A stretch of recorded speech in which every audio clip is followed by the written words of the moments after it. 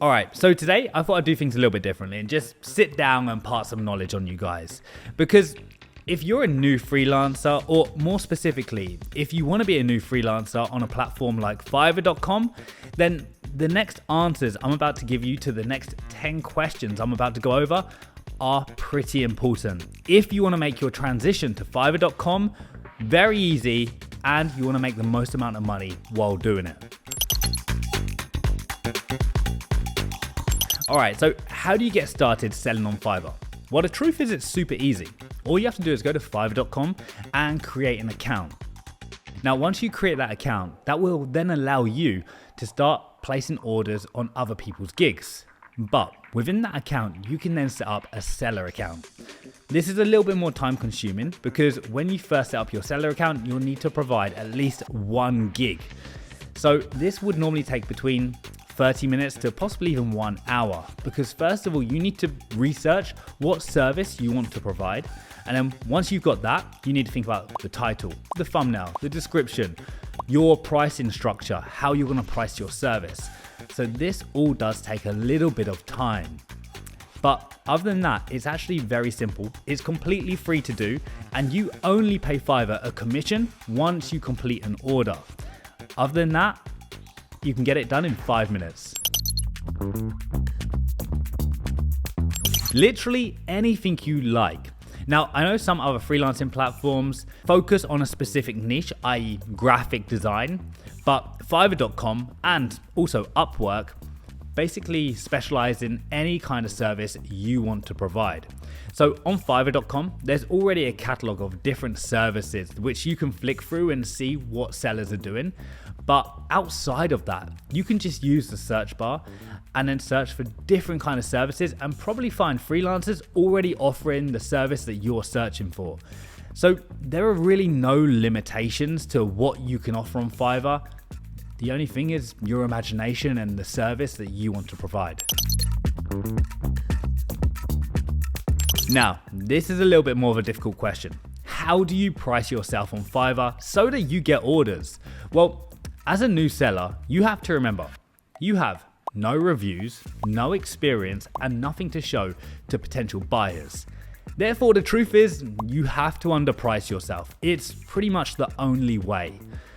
Now, I know it doesn't sound great, but if you do underprice yourself, once you get around 15 to 20 feedback on that one gig, then you can think about increasing the price, but not until then.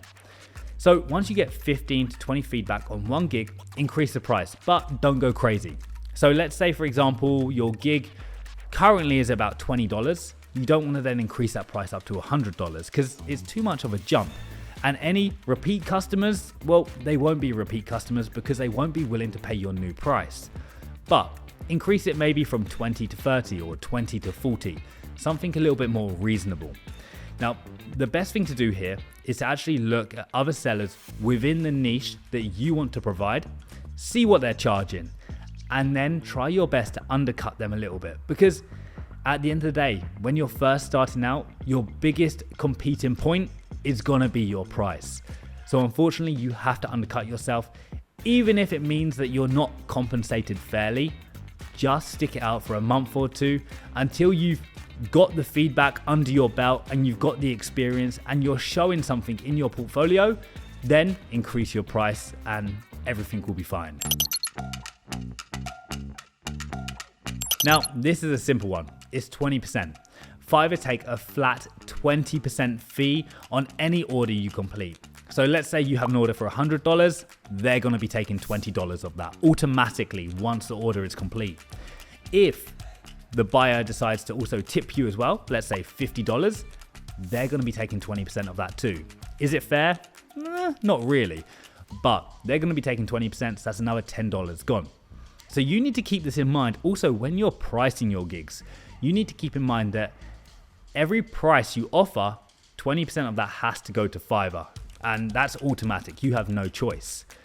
Also, if you're paying taxes, which technically you should be, then the majority of people who pay taxes on this kind of service is around about 20% as well. Therefore now 40% of your revenue is disappearing immediately. So think about this when you price your gig, because it's important to know.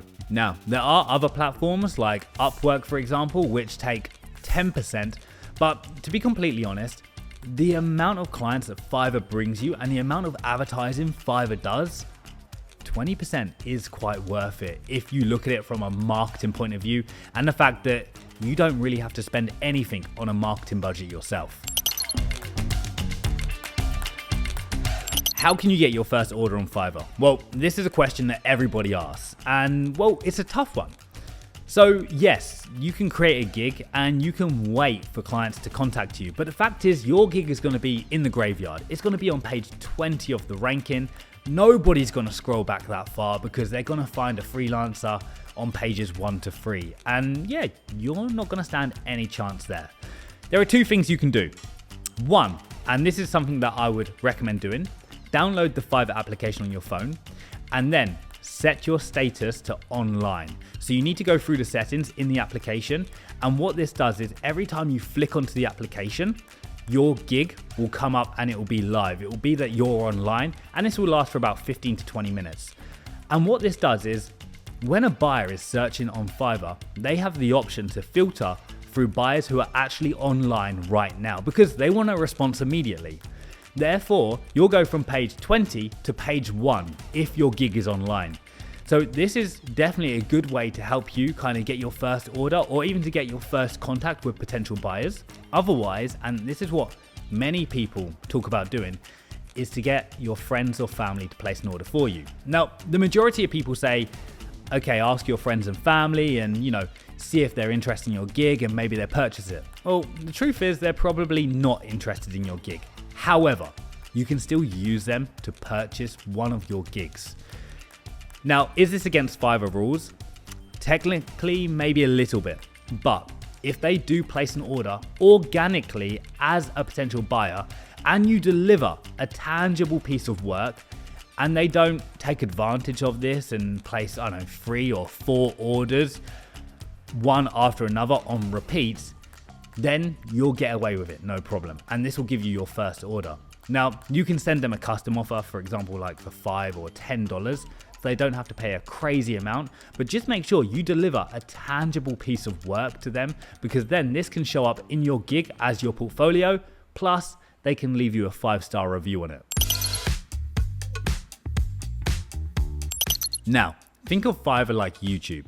YouTube is based on a ton of thumbnails, and these thumbnails prompt you to watch the video. So for example, if you're watching this video right now, no doubt my thumbnail had some impact on you clicking on this video. And Fiverr is exactly the same. So the first thing people see is the thumbnail, then possibly the title, but other than that, it will be the price that you offer. Now, the thumbnail is always the most important because this is what's going to make you stand out among many others. A lot of sellers, what they are doing is they're putting too many words on the thumbnail. They're kind of trying to create a description on the thumbnail, and just like YouTube, it doesn't work because it's too much information to take in. Your thumbnail needs to be clear, it needs to be bold, and it needs to maybe have 3 or 4 words prompting the client and showing them exactly what you offer in this gig. So don't just copy what other people are doing in their thumbnails because I'll be honest with you, the majority of thumbnails on Fiverr suck. They're terrible. So even if it means paying somebody, $5, $10, $20 to create a good Fiverr thumbnail for you, it's worth it. After the thumbnail is going to be your price. So what you can do here, and this is something I fully recommend doing, is your basic package. So on your basic package, the price that you set your basic package at, this is the price that's going to show up at the bottom of your gig when people search for you among all the searches. So whether it's $5, it will show $5. If it's $20, it will show $20. The best thing you want to do is set your basic price as low as possible. And this is exactly what I did when I first started Fiverr. It's a little bit of a marketing pricing hack. So set your price as low as possible, but don't feel like you are actually getting the bare minimum for your work because now here's the hack. For example, I offer spokesperson videos. When I first started out, I offered my gigs at $5, so the bare minimum. And this was mainly just to get people to click on my gigs. But I also offered the bare minimum. So for $5, they got 25 words. And the majority of people, 25 words in a video is just not enough. So for example, let's say if they have 100 words, this is now going to cost them $20 and not $5. So therefore, once they click on my gig, I know I can normally hook them on the gig, but I just need to get them to click onto it. Once they click, then they're hooked and then they're willing to spend a little bit more money. So thumbnail and your basic price package. These are the two things which are gonna raise your click-through rate on your gig. All right, cancellations. These have changed. Now, a few weeks ago, possibly even a month or two ago, Fiverr changed this. Before they changed it, cancellations were simple. Let's say, for example, you took on a gig and you didn't really read the requirements correctly. So you wanted to cancel it after the customer has placed the order. Now, there are no consequences to this. You could then just cancel the order. Yes, it would show in your Fiverr stats, or you can contact Fiverr customer support and, maybe they would cancel it for you. The only thing you're going to lose is the money from that order. But now Fiverr have changed the rules. If you cancel an order, the customer can now leave feedback on that cancelled order, meaning this will go on your profile. And trust me, if you cancel a customer's order, they're not going to be leaving you 5-star feedback. They're going to be leaving you 1-star feedback. And that's not going to look good. So you're going to be out of pocket and with a 1-star review. It's not a great combination. But there are some caveats. 1, if it's the first time purchase for the Fiverr buyer, they cannot leave feedback. So this is a Fiverr rule. If it's a first time purchase for this Fiverr buyer, they cannot leave feedback and you're safe. And the second is if they're also a seller on Fiverr. If they're a seller, again, they can't leave feedback, so you're safe. Now, if it's anything else and you need to cancel the order, what I would suggest you do is contact Fiverr customer support and explain to them why you need to cancel the order and try to convince them that it's not technically your fault, and hopefully they will cancel the order for you, which will then stop the customer from being able to leave feedback, and this will also stop it from going onto your Fiverr statistics. So this is definitely the best way to go about it if you need to cancel an order. But realistically, try to avoid canceling orders because it is going to reflect in your Fiverr profile and it's not going to reflect that well. All right, gig extras. Well, what are they? These are exactly what's going to turn your $100 order into $200 or $300. Now, think about when you order a pizza. When you order a pizza, you want to also add toppings to that pizza. Each topping is an extra $2. Then you want some barbecue sauce, ketchup, whatever.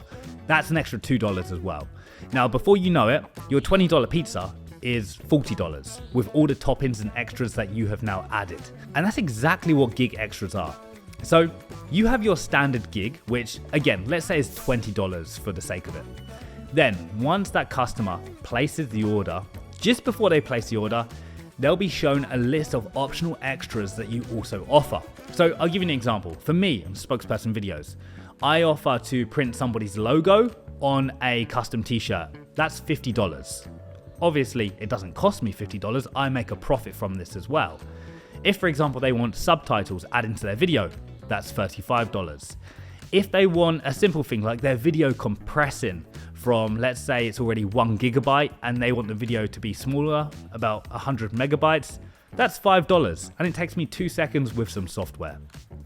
So all of these optional extras do generally add up, and it can quite easily turn a $100 gig into a $200 or $300 gig, which before, if you didn't have these optional extras, well, you'd be getting a $100 gig and that is it.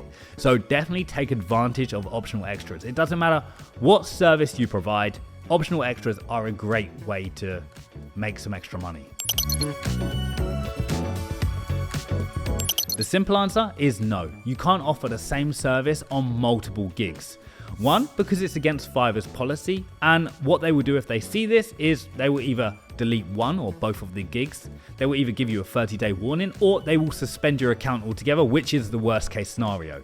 And two, it would actually be stupid to do this. Like, there's really no point in doing this. And the reason why I say there's no point is because then you're going to be ranking two of the same gigs against each other. And I did this at the start when I first started out, so just learn from my mistakes. I created 3 gigs, and each one I put under the same category, spokesperson video. Little did I know that I was actually just trying to rank 3 of the same gigs in the same category. So I was competing against myself, which made absolutely no point whatsoever, when all I'm doing is putting all of my gigs in front of one set of eyeballs, only the people who are searching for spokesperson videos.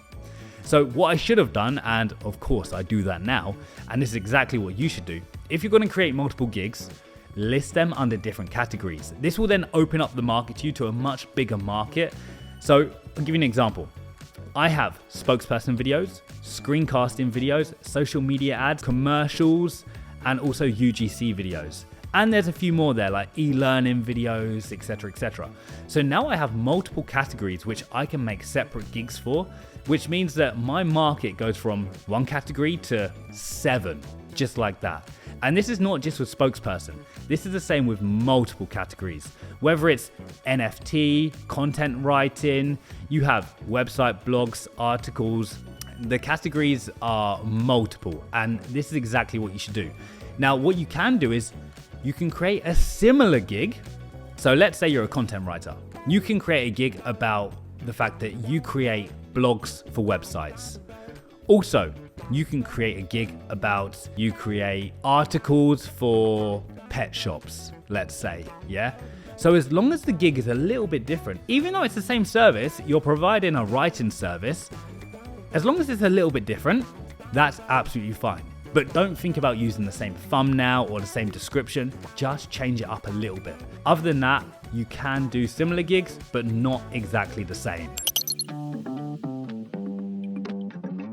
Okay, last question, and probably the most important. What are the most common mistakes that new Fiverr freelancers make? Well, I can think of a couple. One is that they get lazy. They get lazy too fast. So you have to think, when you start on Fiverr, you're not just trying to make some extra money. Well, you are trying to make some extra money, but you are now changing your career from whatever you were before to a freelancer. And with a change of career means a new job. It's as simple as that. And what a lot of new freelancers do, they don't bother to put in the effort. So if you don't put in the effort on Fiverr, one, you're not going to get any results. And two, your profile is going to start seeing the impacts of that. So Fiverr have, let's say, fantastic tools to monitor your performance. It's not fantastic, but this is how they keep a check on you. So you need to be responding to messages fast. If somebody messages you, you need to respond pretty much immediately, not 6 hours later. One, because this will show up in your response time on Fiverr. And two, you'll probably lose a job to another freelancer because they would have copied and pasted the same message to multiple freelancers, and whoever came back to them fastest with the best price probably would have got the job, i.e. now you don't have that job. Second is also when you get a message on an order. If you're not responding to that message on that order, which is already placed within 24 hours, again, this is going to go against your Fiverr statistics. So there are many things and many Fiverr statistics which you need to be aware of, which kind of stop you being lazy. So if you, for example, take a weekend to be lazy and just relax and don't even go on Fiverr for a minute, you'll see on Monday how your statistics would have dropped. And the second one, new Fiverr sellers tend to overprice themselves. Okay, remember, you're a new Fiverr seller. You do not have the right to charge the same prices as somebody who is established on Fiverr. Okay, maybe if you already have extensive experience, but the majority of new Fiverr sellers probably don't. And there's a high chance that you don't have any experience. This is your first freelancing job. So you cannot charge the same price as somebody with 100 or 1,000 5-star reviews if you have one review. Because let's be honest, if you charge the same and I'm a potential buyer, am I going to choose you or am I going to choose somebody with 1,000 feedback? I'm obviously going to choose them if it's the same price. So don't get too confident in your pricing as a new seller, because you really can't price yourself that high, or definitely not on the same level as these established people. So it is going to be something that you need to work towards, and it is going to take a couple of months. But after 2 to 3 months, if you are consistent and you put in the work, then you can easily start charging the same as those top people. And there we have it. Right there are the 10 answers that you are now armed with to make your Fiverr career a complete success. And these are probably the most important questions you should be asking if you want to make a really good go of freelancing on Fiverr. But of course, if you have any other questions, then please just drop them in the comments and I will definitely do my best to answer them. Otherwise, I'll see you guys in the next video.